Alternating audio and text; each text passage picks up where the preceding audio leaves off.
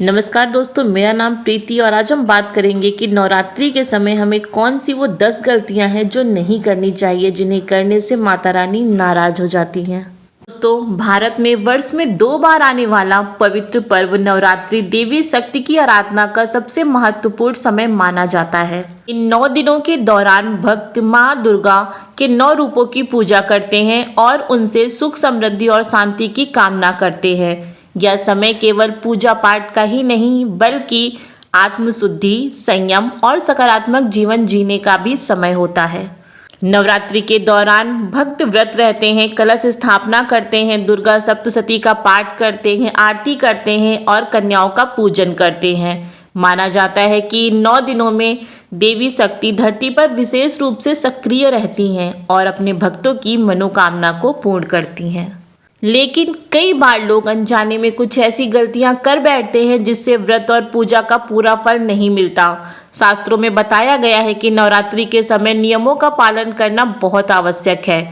इस वीडियो में हम विस्तार से जानेंगे कि नवरात्रि में कौन कौन सी 10 बड़ी गलतियां हैं जो आपको नहीं करनी चाहिए, या यूँ कहें कि उन्हें करने से आप कैसे बच सकते हैं। दोस्तों, जब हम बात कर रहे हैं गलतियों की, तो घर की साफ सफाई ना करना ये सबसे बड़ी गलती है। नवरात्रि शुरू होने से पहले घर की पूरी तरह से सफाई करना बहुत जरूरी है। धार्मिक मान्यता है कि माँ दुर्गा वहीं प्रवेश करती हैं जहाँ स्वच्छता, पवित्रता और सकारात्मक ऊर्जा होती है। अगर घर में गंदगी हो, पूजा स्थान साफ ना हो या आसपास का वातावरण अशुद्ध हो तो ये देवी अपना अपमान समझती हैं और उस घर में प्रवेश नहीं करती। क्या करना चाहिए आपको? नवरात्रि शुरू होने से पहले पूरे घर की अच्छी तरह से साफ सफाई करें। मंदिर स्थान को विशेष रूप से साफ करें। रोज सुबह शाम दीपक अगरबत्ती जलाएं। स्वच्छता केवल बाहरी नहीं बल्कि मन और विचारों में भी होनी चाहिए। दोस्तों, दूसरी बड़ी गलती है कलश स्थापना में लापरवाही करना। नवरात्रि की शुरुआत कलश स्थापना से ही होती है। यह पूजा का सबसे महत्वपूर्ण भाग है।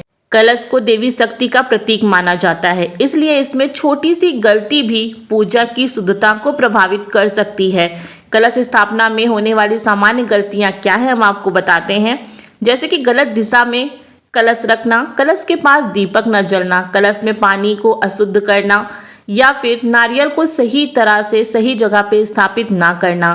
सही तरीका है कलश को हमेशा पूर्व या उत्तर दिशा में स्थापित करना चाहिए और रोज उसकी पूजा करनी चाहिए। तीसरा कारण है पूजा पाठ में अनियमितता।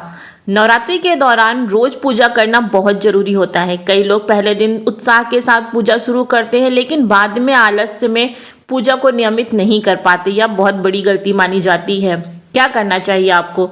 रोज सुबह और शाम माता की आरती करें, दुर्गा चालीसा या सप्तशती का पाठ करें। इसी के साथ कुछ समय ध्यान और भक्ति में बिताएं। नियमित पूजा से मन शांत रहता है और आध्यात्मिक ऊर्जा बढ़ती है। बात करें चौथा कारण की, तो वो है तामसिक भोजन करना। नवरात्रि के दौरान भोजन का विशेष ध्यान रखना चाहिए। इन दिनों सात्विक भोजन ही करना उचित होता है। किन चीज़ों से बचना चाहिए? मांसाहार से बचें, शराब से बचें, प्याज और लहसुन से बचें, अधिक मसाले वाला भोजन ना करें। ऐसा माना जाता है कि तामसिक भोजन से मन अशांत होता है और पूजा का प्रभाव भी कम होता है। क्या खाना चाहिए?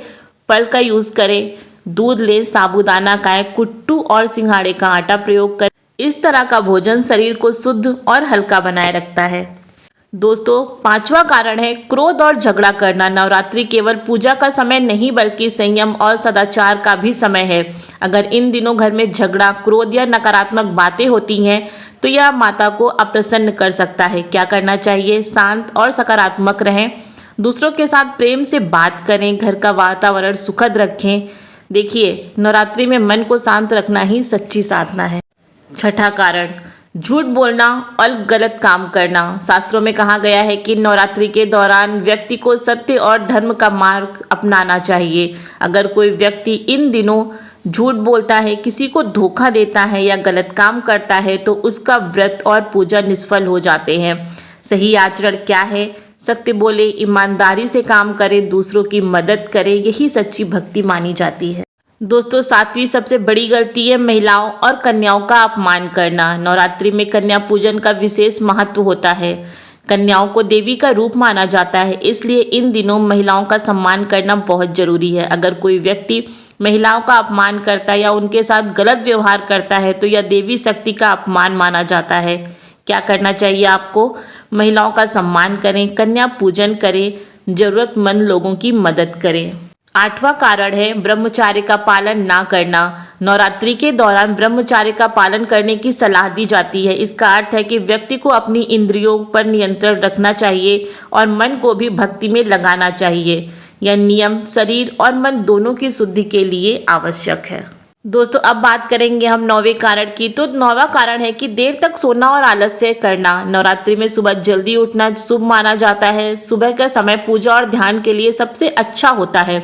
जो लोग देर तक सोते हैं या आलस्य करते हैं वे आध्यात्मिक ऊर्जा से दूर हो जाते हैं। सही आदतें क्या हैं? ब्रह्म मुहूर्त में उठें, स्नान के बाद पूजा करें, दिन की शुरुआत सकारात्मक विचारों के साथ करें। और अब बात करेंगे हम 10वें और सबसे महत्वपूर्ण कारण की, जिससे माता रानी रुष्ट होती हैं। दान पुण्य ना करना। नवरात्रि के दौरान दान पुण्य का विशेष महत्व माना जाता है। इन दिनों किया गया दान कई गुना फल देता है। क्या दान करना चाहिए? भोजन दान कर सकते हैं आप, कपड़ों का दान करें, फल का दान करें, अनाज का दान करें।